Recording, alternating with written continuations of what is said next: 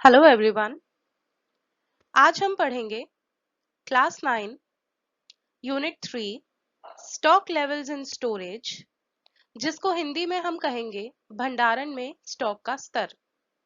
इस यूनिट का हम पढ़ेंगे session 2 documents required for stock handling. Stock handling के समय कौन से ऐसे दस्तावेज होते हैं जिनकी जरूरत होती है। तो चलिए शुरू करते हैं यूनिट 3 का सेशन 2।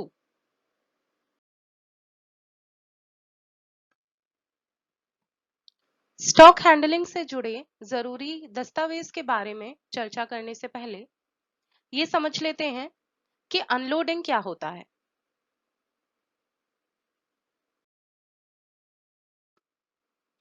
सप्लायर द्वारा भेजे गए सामान को जब स्टोर के कर्मचारियों द्वारा ट्रक से उतारा जाता है और रिटेल स्टोर तक पहुंचाया जाता है, इस प्रक्रिया को अनलोडिंग कहते हैं।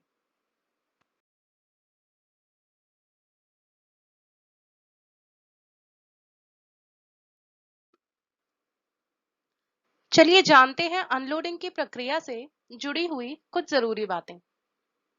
अनलोडिंग की प्रक्रिया शुरू करने से पहले रिटेल स्टोर संचालन सहायक को कुछ बातों का ध्यान रखना पड़ता है, जिसमें सबसे पहला है कि जो भी सामान सप्लायर द्वारा भेजा जा रहा है वो रिटेल स्टोर की जरूरत के हिसाब से होना चाहिए।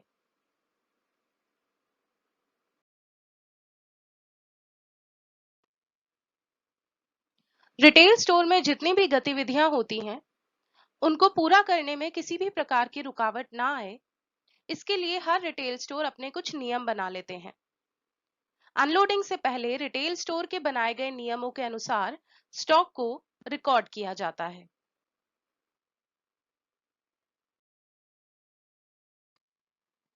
अनलोडिंग से पहले यह सुनिश्चित किया जाता है कि सप्लायर ने जो स्टॉक भेजा है और बिल पर जो भी डिटेल्स लिखी हुई हैं उन दोनों में समानताएं हों।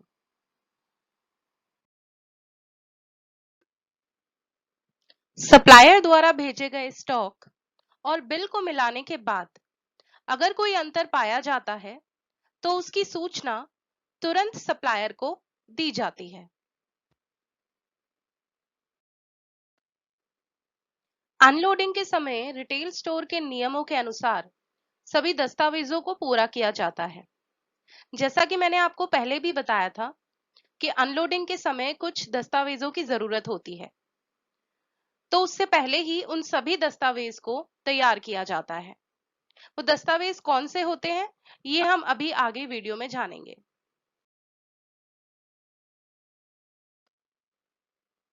सभी दस्तावेज पूरे होने के बाद स्टॉक को उतारने की प्रक्रिया शुरू कर दी जाती है। स्टॉक को उतारने के लिए जिन भी उपकरणों की आवश्यकता होती है उनको पहले से ही तैयार कर लिया जाता है।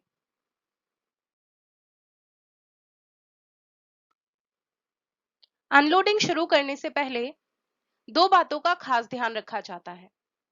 पहला, हम जो भी विधि अनलोडिंग के लिए अपनाते हैं उसमें लागत कम से कम लगे और नुकसान भी कम से कम हो।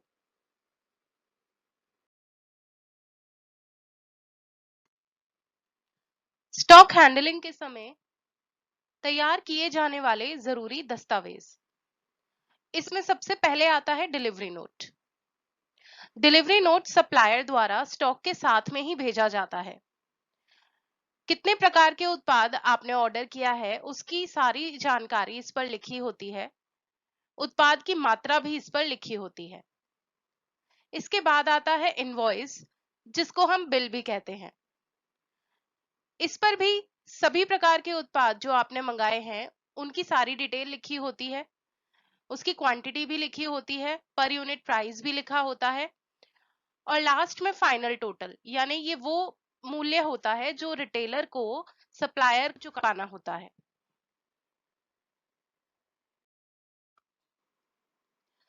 चलिए आगे पढ़ते हैं कंसाइनमेंट नोट।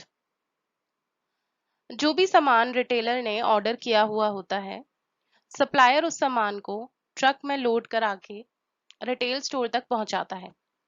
जो व्यक्ति स्टॉक को लेकर रिटेल स्टोर तक आता है उसके पास एक कंसाइनमेंट नोट होता है जिस पर स्टॉक की सभी डिटेल लिखी हुई होती है। उस कंसाइनमेंट नोट पे रिटेलर के हस्ताक्षर जरूरी होते हैं। यदि रिटेलर प्राप्त किए गए स्टॉक से संतुष्ट होता है तो वो उस पर साइन कर देता है, और यदि रिटेलर को स्टॉक में कुछ कमी नजर आती है या कुछ टूट फूट नजर आती है तब वो कंसाइनमेंट नोट साइन नहीं करता। अगला है internal packing note. Internal packing note पर पैकिंग की सभी डिटेल लिखी होती है। यदि स्टॉक प्राप्त हुआ है तो क्या वो बॉक्सेस में है या कार्टन्स में है। बॉक्सेस में है तो बॉक्सेस की संख्या क्या है, उसका साइज क्या है, स्टॉक में वेट कितना है, ये सभी बातें इंटरनल पैकिंग नोट पर लिखी होती हैं।